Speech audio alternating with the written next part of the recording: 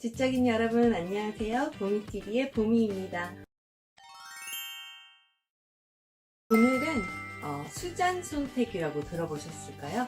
타인의 고통, 이 책으로 굉장히 유명한 분이신데요. 그 타인의 고통을 쓰게 된 계기는 전쟁에 대한 이미지, 전쟁에 겪어보지 않았던 우리가 느끼는 전쟁을 어떻게 소비하고 있는가, 타인의 고통을 우리는 어떻게 소비하고 있는가. 저는 전쟁을 겪어보지 못한 사람은 전쟁을 실제로 이해할 수 없지 않을까 하는 인상을 받았죠. 그렇지만 저는 그러니까 전쟁을 겪지 않아도 되고 안전하게 살아왔던 사람들이 오늘날의 미디어 전문가들이 말하는 것처럼 그저 전 세계적 스펙터클의 사회에서 살아가고 있는 것만은 아니라고 믿습니다. 타인의 고통은 사진 이미지를 다룬 책이라기보다는 전쟁을 다룬 책입니다. 대중문화의 First Lady에서 동시대 미국 문단의 악녀로 고쳐 부르기 시작했으나 그 뒤로도 손택은 자신의 실천을 멈추지 않았다. 이거 기억나세요? 이 사진은 로베르 드와노의 작품인데 시청 앞에서의 맞춤. 파리에서 1950년도에 찍힌 사진입니다. 인간은 참 잔인하다. 현대의 희망, 현대의 윤리적 가능성의 중심이 되는 것은 비록 막아낼 수 있는 것은 아니지만 전쟁은 탈선이며 비록 얻기 어렵긴 하지만 평화는 규범이라는 확신이다. 물론 전 역사를 통해서 전쟁이 늘 이런 식으로만 여겨진 것은 아니다. 한동안은 전쟁이 표준적인 상황이었으며 평화가 예외적인 것이었다. 일리아드가 들려주는 이야기들의 절정 부분에서는 인간들이 전투 중에 어떻게 부상입고 살해되는지를 정확하게 묘사하는 일이 늘 되풀이되곤 했다. 전쟁은 인간이 상식적으로 행하는 일, 그것 자체가 인간에게 강한 고통이 누적된 까닭에 결코 억제되지 못하는 그 무엇으로 여겨졌다. 그리고 말이나 그림으로 전쟁을 재현하려면 예민하고 움츠려들지 않을 초연함이 필요했다. 레오나르도 다빈치의 전투 장면을 그릴 때 주의해야 할 사항을 언급하면서 예술가들은 끔찍하기 이를 데 없는 전쟁의 면면을 보여줄 수 있는 용기와 상상력을 지녀야 한다고 주장했다. 아리스토텔레스가 단언했듯이 부당한 불행을 겪고 있는 사람들에게만 품게 될 감정이 연민이라면 연민은 도덕적 판단을 일으킬지도 모른다. 비록 비극적인 불행을 그린 드라마에서는 원래부터 공포와 연민이 쌍둥이일지 모르나 흔히 공포, 무서움, 두려움이 연민을 압도하는 경향이 있는 한 공포는 연민을 희석, 산란시키는 듯 하다. 그러므로 레오나르도 다빈치는 예술가의 시선이라면 말 그대로 냉정해야 한다고 주장하고 있는 셈이다. 다시 말해서 예술가들이 그린 전쟁의 이미지는 사람들의 감담을 서늘하게 만들어야 하며 바로 끔찍함 속에 매력적인 아름다움이 놓여 있는 것이다. 그래서 전쟁에 관한 예술 작품들이 그렇게 과거에 많았던 걸까요? 수잔 손택이 얘기하는 사진에 대한 내용입니다. 사진은 대상화한다. 사진은 어떤 사건이나 인물을 소유할 수 있는 그 무엇으로 변형시켜버린다. 그리고 사진은 일종의 연금술로서 현실을 투명하게 보여준다고 높이 평가받는다. 그래서 그림보다는 사진이 왠지 객관적인 것 같고 투명한 것 같죠. 조작된 거라는 느낌이 덜 들고 때때로 우리는 사진을 통해서 뭔가를 훨씬 더 잘 보게 되며 혹은 적어도 그렇게 느끼게 된다. 실제로 보통보다 사물을 더 잘 보이게 해주는 것이야말로 사진의 주요 기능들 중 하나다. 그래서 사람들은 실물보다 좋게 보이지 않는 사진에 늘 실망을 감추지 못한다. 뭔가를 미화하는 것은 카메라의 전통적인 기능으로서 이런 기능은 보여지는 것에 대한 사람들의 도덕적 반응을 하얗게 표백해버린다. 뭔가를 최악의 상태로 보여줘 그것을 추하게 보이도록 만드는 것은 좀 더 근래에 등장한 기능이다. 사람들에게 뭔가를 가르치고 싶어하는 이런 기능은 즉각적인 반응을 불러일으킨다. 뭔가를 고발하고 가능하다면 사람들의 행동까지 변화시키려는 사진은 사람들에게 충격을 줄 수 있어야만 하는 것이다.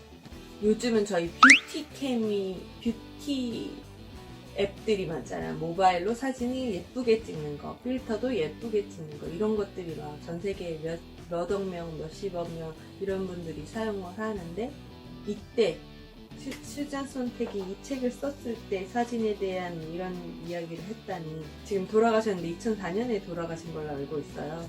이분이 현 시대에 이렇게 카메라 앱이나 동영상이 보는 이 시대를 보면 또 어떤 얘기를 들려줄지 사실 물어보고 싶네요. 돌아가셨지만 그분의 인사이트를 또 그분 어떻게 생각하는지 인터뷰 해보고 싶다라는 상상이 생각이 듭니다. 어떤 사진이 자아내는 친숙함은 현재 그리고 얼마 안 된 과거를 둘러싼 우리의 감각을 형성해 놓는다.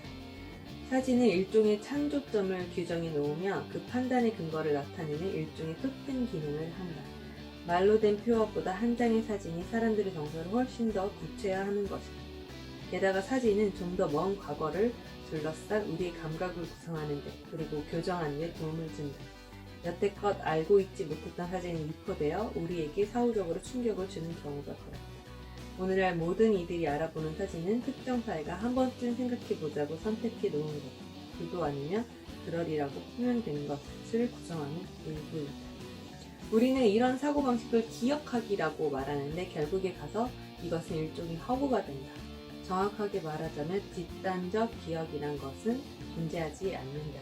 이것은 집단적 죄의식 같은 그럴싸한 관념들의 일부일 뿐이다.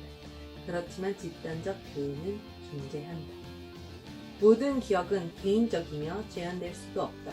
기억이라는 것은 그 기억을 갖고 있는 개개의 사람이 죽으면 함께 죽는다.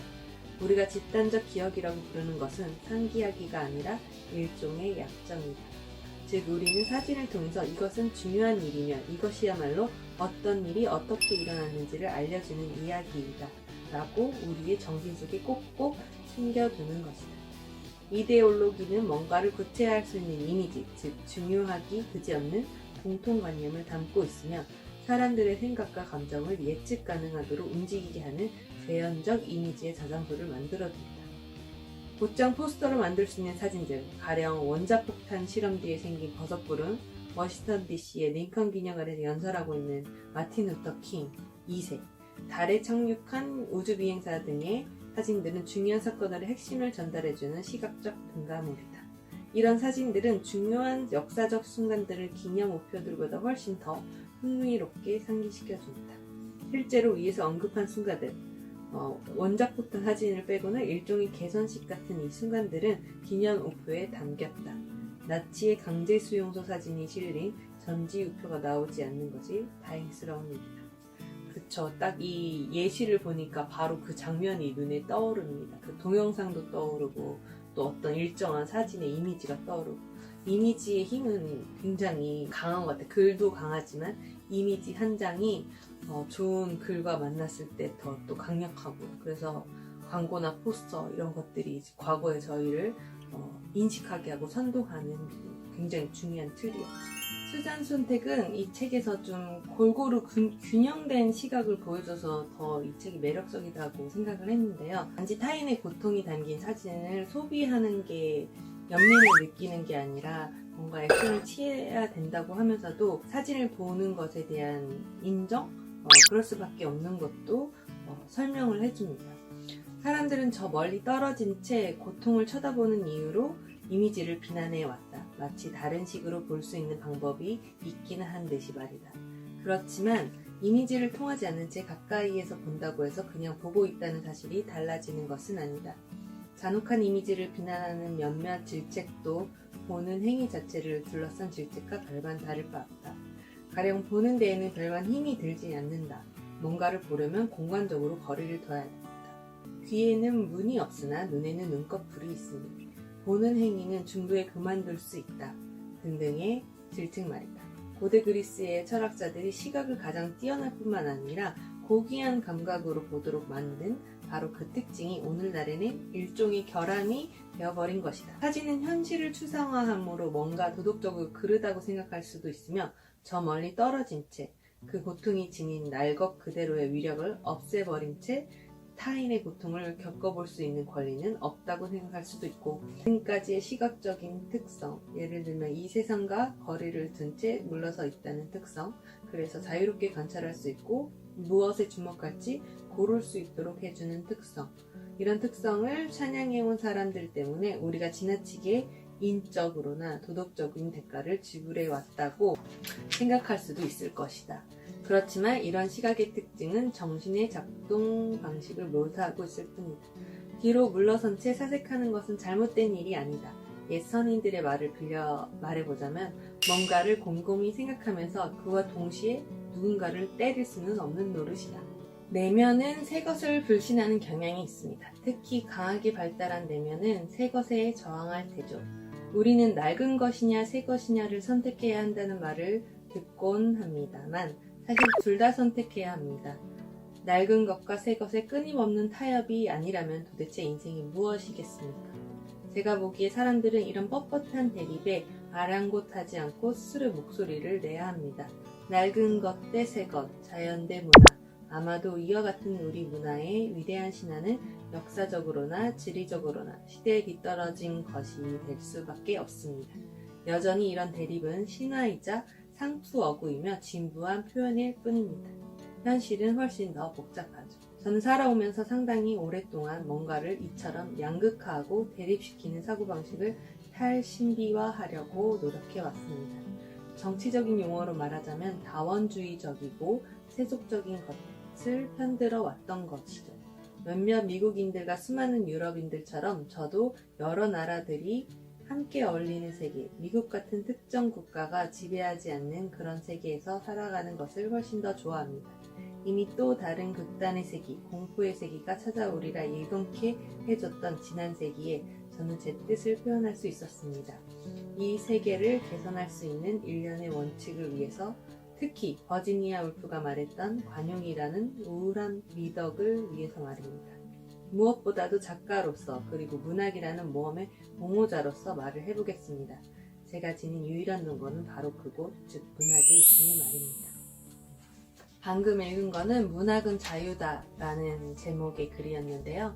그때 프랑크푸르트에서 독일인 출판협회 평화상을 받고 국제도서관에서 수상한 연설이라고 합니다. 작가로서 사명감, 세계 평화에 있어서 자기가 할 수 있는 양극화된 세계, 그것의 통합과 끊임없는 협상의 과정. 코로나, 이 바이러스가 전 세계를 강타하고 있습니다. 그리고 저희도 빠르게 증가한다고 했는데 유럽과 미국은 더 빠르게 지금 확진자들이 늘고 있죠.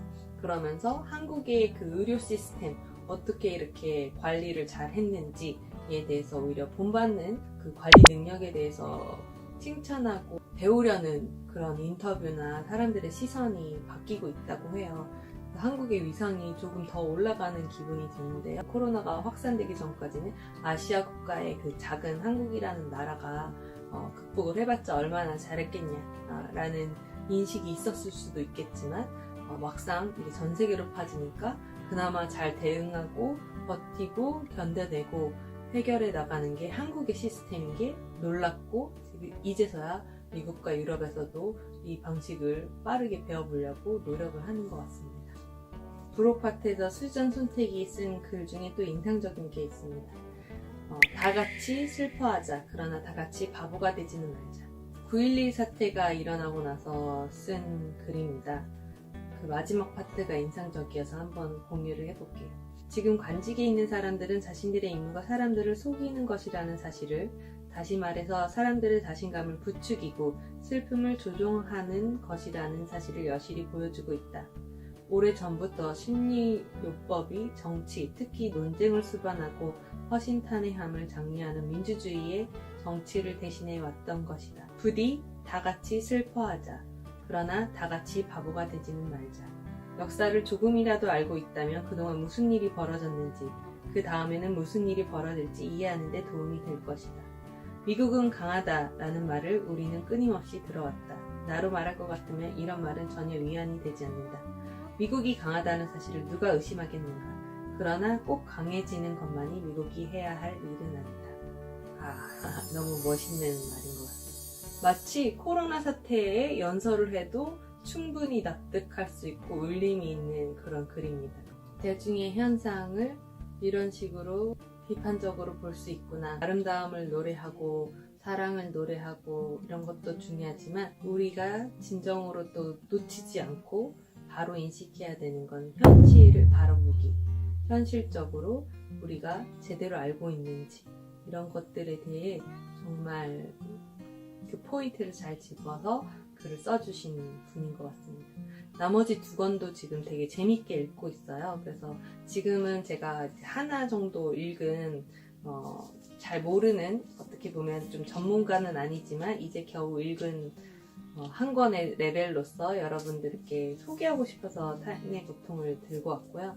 나머지 두 권 정도 더 읽으면 조금 더 그 지식이 깊어지겠죠? 그때 제 인사이트를 좀 더 잘 정리해서 얘기해보는 기회를 가져보고자 합니다. 저는 봉사활동을 대학생 때부터 다니고 직장 다니면서는 이제 회사에 있는 봉사단체들이라든지 혹은 또 누가 소개해 주셔가지고 갈 수 있는 기회가 되면 그래도 한 달에 한 번 정도 가려고 되게 노력을 하는데요. 봉사활동이 어떻게 보면 또 타인의 고통을 나의 위로로, 만족감으로 쓰고 있는 건 아닌지 가끔 반성을 하게 됩니다. 지금 모두가 고통스럽습니다. 최근에 좀 힘든 일이 많았어가지고 다들 많이 걱정을 해주셨는데 저는 또 한편으로는 나보다 더 힘든 사람이 많아서 앓는 소리도 못하고 나는 아직도 가진 게 있고 더 힘든 사람들이 많으니 반성하면서 긍정적으로 살아야겠다 결심했거든요. 저희 어머니도 항상 너무 높은 데만 바라보지 말고 항상 낮은 곳을 바라봐라 이런 얘기를 많이 해주시는데 지금 많은 사람들이 고통스러운 환경이고 이걸 보는 분들이 제일 고통스러울 수 있지만 더 낮은 곳을 한번 바라보신다면 오늘의 삶이, 오늘의 시간이 좀 더 긍정적으로 그리고 좀 더 풍부한 느낌으로 살아갈 수 있지 않을까 생각이 듭니다. 오늘의 영상은 여기까지고요. 다음에 더 좋은 컨텐츠로 찾아뵙도록 하겠습니다. 긴 영상 봐주셔서 너무 감사하고요. 오늘의 영상이 좋았다면 구독과 좋아요, 알림 설정 부탁드리겠습니다. 또 뵙겠습니다. 안녕.